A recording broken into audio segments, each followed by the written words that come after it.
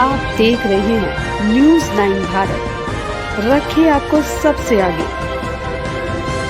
नमस्कार, आप देख रहे हैं न्यूज़ 9 भारत और मैं हूं आपके साथ अशोक चौहान। देश और दुनिया की तमाम खबरों पर आइए डालते हैं एक नजर। आजमगढ़ में भारतीय जनता पार्टी जिला कार्यालय पर बजट को लेकर आयोजित प्रेस वार्ता को संबोधित करते हुए उत्तर प्रदेश सरकार के श्रम मंत्री अनिल राजभर ने कहा कि कोविड काल के बाद जहां दुनिया अर्थव्यवस्था से जूझ रही है, वहीं भारत अपनी नीतियों के चलते तेजी से आगे बढ़ रहा है। उन्होंने कहा कि केंद्र और प्रदेश सरकार द्वारा पेश किया गया बजट देश को तीसरी महाशक्ति बनाने में अग्रसर होगा। उन्होंने केंद्र और प्रदेश सरकार के बजट पर प्रकाश डालते हुए कहा कि ये बजट युवा शक्ति को अवसर देने वाला बजट है। इस बजट के माध्यम से सरकार ने मातृशक्ति, किसान और व्यापारियों को सीधे लाभ पहुंचाने का काम किया है। उन्होंने कहा कि बजट को लेकर हम जनता के बीच में जाएंगे और बजट की योजनाओं से उन्हें परिचित कराएंगे। श्रम मंत्री ने महाकुंभ पर चर्चा करते हुए कहा कि महाकुंभ के जरिए 60 लाख लोगों को रोजगार मिला है। इससे प्रदेश को 54,000 करोड़ का फायदा होने वाला है। जनता की मांग के आधार पर कुंभ के समय को और भी बढ़ाया जाएगा। उन्होंने कहा कि प्रदेश की योगी सरकार उत्तर प्रदेश में बड़े निवेश की योजना बना रही है, जो प्रदेश की तरक्की को और आगे बढ़ाएगा। मुख्यमंत्री योगी आदित्यनाथ द्वारा प्रदेश में कानून व्यवस्था का राज स्थापित किया गया है। प्रदेश में नित्य नए रोजगार के सृजन किए जा रहे हैं। उन्होंने कहा कि जब प्रदेश में 2017 में सरकार बनी तो उस समय प्रदेश की आर्थिक स्थिति ठीक नहीं थी। आज उत्तर प्रदेश देश में दूसरे नंबर पर है और अगले 2 सालों में इसे नंबर 1 बनाया जाएगा। सीएम योगी आदित्यनाथ ने 2029 तक प्रदेश की अर्थव्यवस्था को $1 ट्रिलियन बनाने का संकल्प लिया है, जिससे प्रदेश के हर व्यक्ति की 1.25 लाख आय होगी। कोई भी व्यक्ति गरीबी रेखा में नहीं रहेगा। उन्होंने कहा कि हमारे श्रमिक इजराइल भेजे गए हैं, जहां उन्हें 1.5 लाख रुपए महीने मिल रहा है। आगे और 5,000 लोगों को इजराइल भेजने की तैयारी है। उन्होंने कहा कि मिशन रोजगार के जरिए उत्तर प्रदेश से हम सीधे विदेश भेजने की तैयारी की योजना बना रहे हैं। नर्सिंग से लेकर अन्य क्षेत्रों में विदेशों में काफ़ी मांग है, जिन्हें भारत द्वारा विदेश भेजने की तैयारी है। श्रम मंत्री ने आउटसोर्स पर दी जाने वाली नौकरियों को लेकर एक बड़ी बात करते हुए कहा कि आउटसोर्स के कर्मियों को कम से कम 16,000 रुपये मानदेय दिया जाएगा। ये मानदेय सीधे उनके खाते में जाएगा। सरकार आउटसोर्स में भी आरक्षण लागू करने जा रही है। आउटसोर्स के लिए अलग से निगम की स्थापना की जाएगी। महाकुंभ को लेकर विपक्ष द्वारा सवाल उठाने पर करारा जवाब देते हुए श्रम मंत्री अनिल राजभर ने कहा कि सनातन का वैभव सपा को नहीं पच रहा है, इसलिए जनता उन्हें बार बार सबक सिखा रही है। अखिलेश द्वारा मौत के आंकड़े को लेकर जो बयानबाजी की जा रही है, अगर उनके पास मौत के आंकड़े हैं तो सरकार उन्हें चुनौती देती है कि वह उन आंकड़ों को जारी करें। मुख्यमंत्री योगी आदित्यनाथ द्वारा भव्य महाकुंभ का आयोजन किया गया, जो सफलतापूर्वक चल रहा है। अगर जनता की मांग रही तो महाकुंभ के समय को और आगे बढ़ाया जाएगा। न्यूज़ 9 भारत के लिए अमित खरवार की रिपोर्ट। आजमगढ़ की सभी सम्मानित प्रेस और विशेष तौर पर हमारे जो इलेक्ट्रॉनिक मीडिया के साथी हैं, मैं सबका अभिनंदन करता हूं, आप सभी लोगों का स्वागत करता हूं। और इतनी सुबह आप सब लोगों ने आकर इस प्रेस की गरिमा और महत्व को जो बढ़ाया है, इसके लिए आप सबका धन्यवाद भी करता हूं, आप सबका आभार प्रकट भी करता हूं। आप सभी लोग इस बात से अवगत हैं कि भारत सरकार ने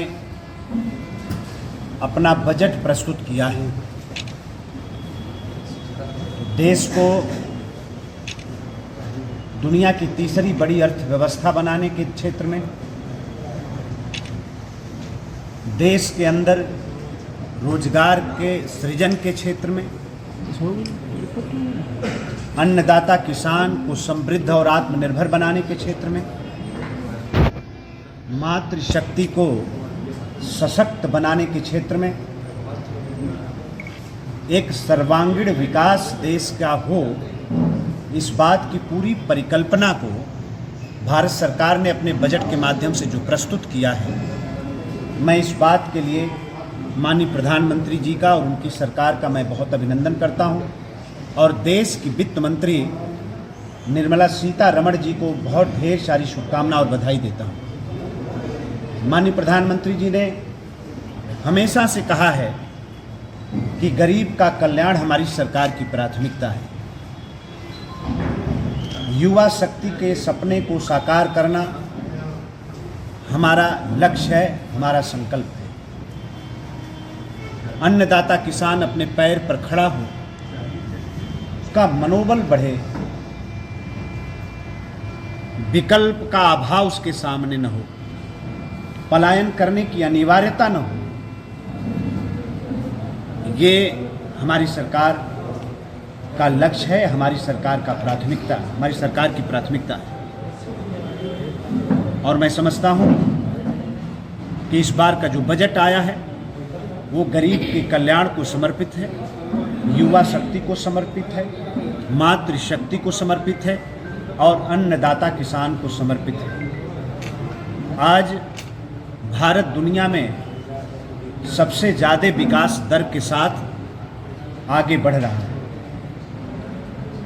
कोविड काल की चुनौती का सामना करते हुए आज भारत की विकास दर को दुनिया में नंबर 1 के स्थान पर पहुंचाने का जो काम मोदी जी की सरकार ने किया है, इस बात के लिए हम उनका अभिनंदन करते हैं, हम उनका स्वागत करते हैं। और उत्तर प्रदेश को दिल खोल कर उत्तर प्रदेश के नौजवानों की जो बजट में चिंता की है, हमारे लिए जो औद्योगिक पार्क देने की बात मोदी जी की सरकार ने कहा है, हमारे एक्सप्रेसवे जो बन रहे हैं उसमें जो सहयोग करने की बात कहा है, और विशेष तौर पर जो धार्मिक पर्यटन है, उत्तर प्रदेश ने रिकॉर्ड बनाया है।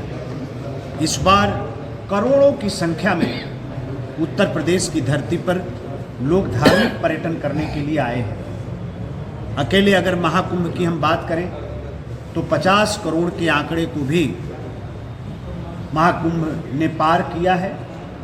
जब महाकुंभ की हम लोग शुरुआत कर रहे थे, तैयारी कर रहे थे, तो 40 करोड़ लोगों के आने की संभावना के साथ हम लोगों ने काम शुरू किया। लेकिन आज भारत की आध्यात्मिक ताकत को, शक्ति को और सनातन का जो वैभव है, आज वो आसमान की ऊंचाई छू रहा है।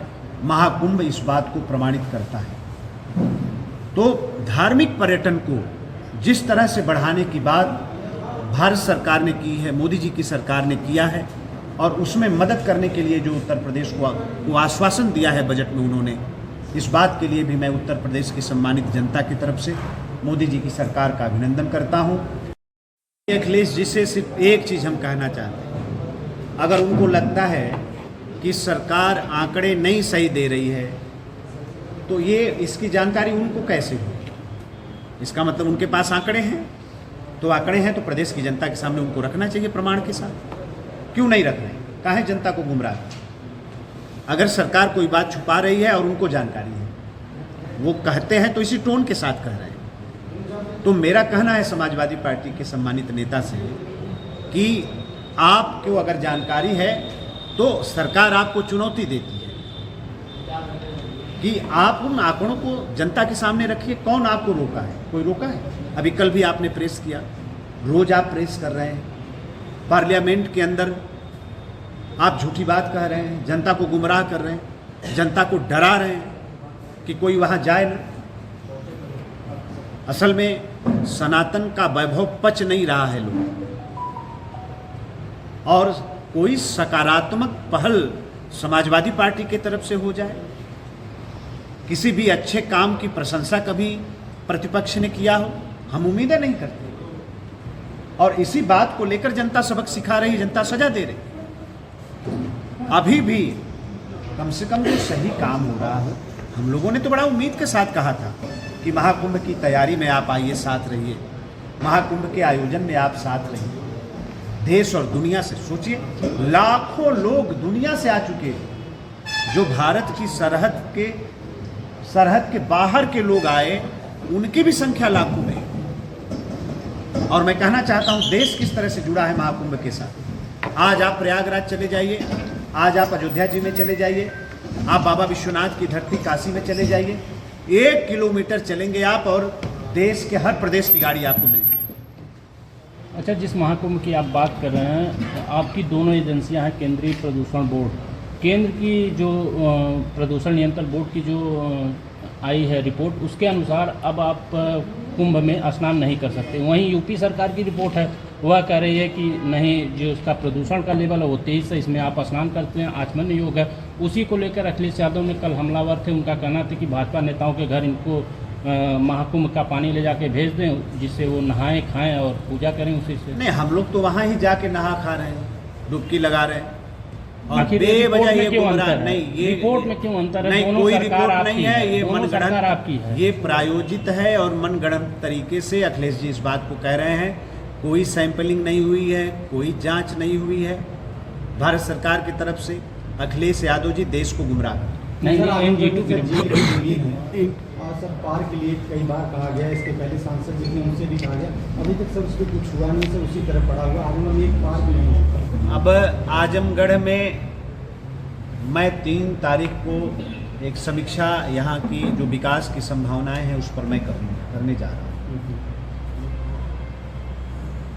आपका जो विषय है, हमारे पार्टी की तरफ से भी, संगठन की तरफ से भी उस विषय को हमारे संज्ञान में लाया गया है। जिस महायोजना की चर्चा हमारे सम्मानित प्रेस के साथियों ने की, उस पर भी विस्तृत हम समीक्षा करेंगे, उस पर भी हम प्रशासन के लोगों से चर्चा करेंगे। सर जन और जो अगर जेल की ज़मीन है, मैं आपसे कह रहा हूँ उसको खाली कराएंगे।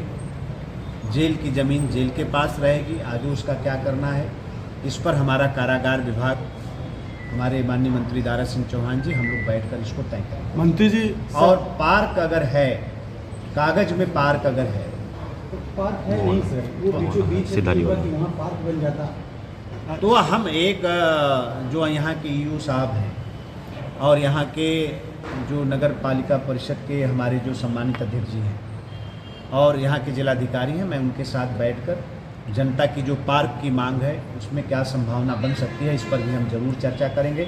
और अगले बार जब हम आपसे मिलेंगे तो उस पर हम आपको जरूर बताएंगे कि इस पर क्या होगा। सर देखते हैं कि भारत का जो सर्वांगीण विकास करना मोदी जी का सपना है, नौजवानों के सपनों को साकार करना जो उनका सपना है, मातृशक्ति को सशक्त बनाकर उनको विकास की मुख्य धारा से जोड़ने का जो उनका सपना है, अन्नदाता किसान को उसके पैर पर खड़ा करने का जो उनका सपना है, भगवान उनका सपना साकार करे और आने वाले दिनों में भारत विश्व गुरु बने, दुनिया का नेतृत्व करे। महाकुंभ को लेकर विपक्ष लगातार हमलावर है। अखिलेश यादव